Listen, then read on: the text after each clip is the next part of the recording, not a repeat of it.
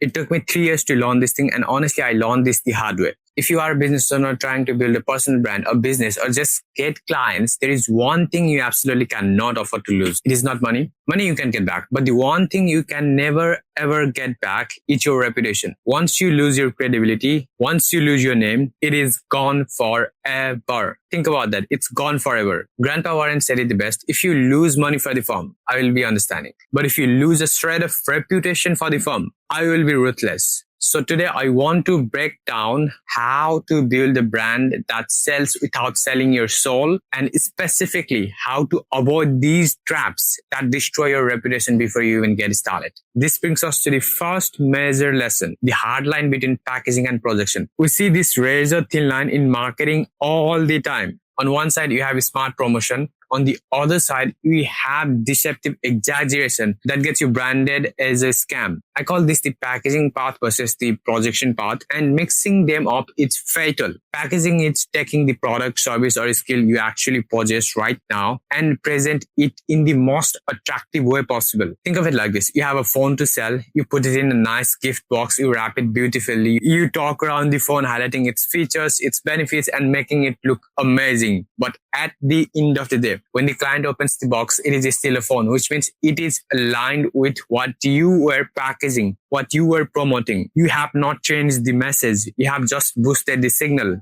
This method is powerful because it is instantly defensible. If a hater or a skeptic attacks you and says you are lying, you can just say, no, just check the proof. You point to the actual evidence and you preserve the trust. That's what we want to do. But here it's where people mess up big time. They mess up big time. They fall into this projection trap. Instead of wrapping the phone they have, they start talking about a laptop they don't have. They market a spaceship when all they have is a pen. I call this the switch and bet dynamic. You switch the product you promised for something lesser, and you bet that the client won't make a fuss about it. But guess what? Client always make a fuss about it because you promoted a spaceship, because you promoted a laptop, and now you are delivering them the phone. That's the switch and bet. The moment that expectation is broken, they feel defrauded, and you have lost that credibility. You have lost their trust completely. Once that credibility is gone, your cost to acquire future clients goes through the roof because you are fighting to protect your reputation. So rule number 1, only talk around the thing you actually possess. Do freaking not set an expectation you cannot immediately meet. Now you might be thinking, okay, but I don't have a huge exit or a massive track record yet to show online to prove my expertise. How do I get my authority? This was my exact struggle for 3 years. I felt like I did not have enough proof to speak. This leads to the second key lesson. You must earn authority through extreme input, not unverifiable claims. There are only 2 ways to get authority. The first is having achieved something big in the past, like selling a company for $100 million. If you have that, great. But what if you don't have that past big achievement? You have to use this second part, doing something incredible currently. Here it's the trap to avoid. Do not go around screaming, I make $1 million a month, if you actually do not make $1 million a month. Those specific quantifiable claims put a massive target on your back. The market demands a proof. And if you can't show audited financial proof, you are toast. You are burnt alive because no one will trust you. It's like a drug. It gets your attention, but it attracts skeptics who will tear you down. Think about that. Instead, use this professional defense. If you have a business, just say, I have a business. When people push for your numbers, you reframe your privacy as a strength. You can just say, I can't leak my private financial input, or I can't leak my client's data because of confidentiality. And that's private because no one has right to go and ask you for the things that you are not talking about. This shifts the conversation from you hiding something to you protecting something. You remove the target from your back completely, but you still need to look impressive, right? And this is where the 10x effort rule comes in. Like, I thought of this rule for myself. If you don't have the output, the $1 million to show yet, you don't show the output. You show the input. You just go to Google and find the industry average work rate that people do in your industry, in your own niche. What is that standard? Now write that down and do the 10 times more of it. For example, if someone posts one video a day, you go and post 10 videos a day, and you go and talk about, oh, I post 10 videos a day. That's how you get the incredible authority, because what happens here is you get the data faster. Once you start to do high volume, high quality volume and iterate, you get the data faster, which means you compress the timeline from 5 years to 6 months. And I'm that 10 plus videos a day guy. For example, in my case, I don't claim to be Mr. Beast. I don't claim to be Alex Omeji, and I don't want to be them, but I post 10 plus videos a day, and this is actual fact. You can go and look at my channels. That is verifiable. Anyone can go to my channels, anyone can go to my accounts and look at those 10 plus videos a day. That extreme volume becomes my incredible thing, your incredible thing. It is marketing that nobody can attack, because it is a simple operational fact that you have. You have the proof, and you have the proofs to verify them easily. By doing 10 to 100 times more than your average competitor, you not only build defensible authority, but you also get results 10 times faster, which means you grow 10 times faster too. Like I said earlier, you compress the timeline from 5 years to 6 months, from 1 year to 1 month. So stop lying about the result and start bragging about the work you actually do. Do not go and talk about the things that you have not done, that you have not achieved, that you do not possess. Now comes the hardest part, getting eyes on your business without losing your soul. This brings us to the third and final lesson, the content strategy that keeps your brand alive and aligned. For a long time, I was torn between two conflicting pieces of advice. One side says,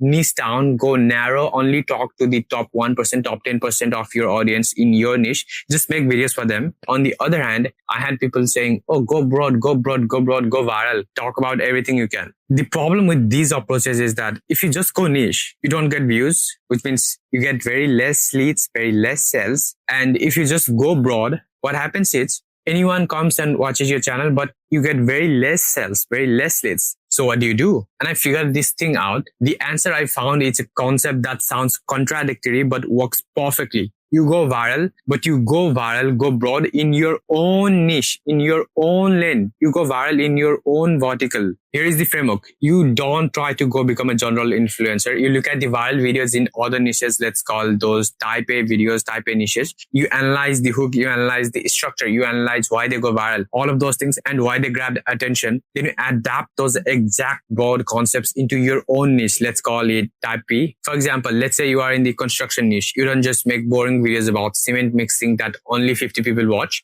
You look at a viral video from a different industry, maybe a video in tech. You take that broad viral hook and you rewrite the script so it applies specifically to your construction site. Your hooks, your titles, and your storytelling remains broad to capture the top of the funnel, to capture the awareness in your own niche. This gives your video the probability to go viral because the topic is universally interesting. You are going broad, but you are going broad inside your own lane. But here is the catch, and this is where most people fail.